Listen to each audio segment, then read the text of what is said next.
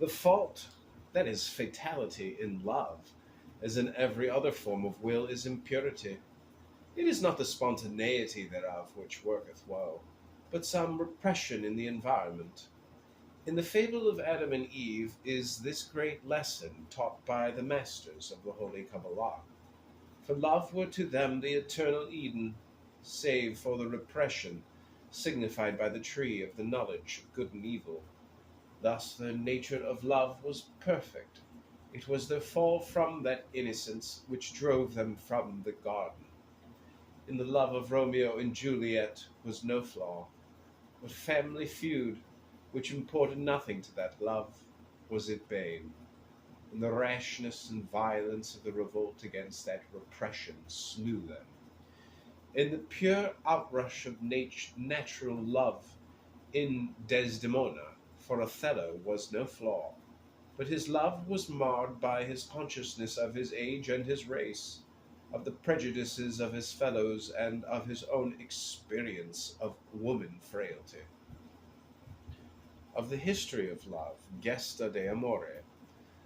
Now as literature overfloweth with the murders of love, so also doth history, and the lesson is ever the same. Thus the loves of Abelard and of Heloise were destroyed by the system of repression in which they chanced to move. Thus Beatrice was robbed of Dante by social artificialities, and Paolo slain on account of things external to his love of Francesca. Thus, per contra, Martin Luther, being a giant of will, and also the eighth Henry of England, as a mighty king, bent them to overturn the whole world that they might have satisfaction of their loves. And who shall follow them?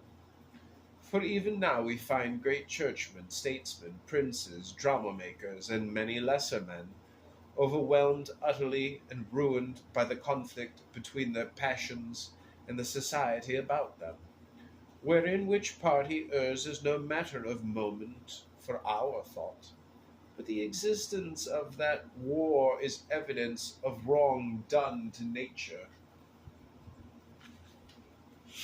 The final thesis on love, Ultima Thesis de Amore. Therefore, O my son, be thou wary, not bowing before the false idols and ideals, yet not flaming forth in fury against them, unless that be thy will.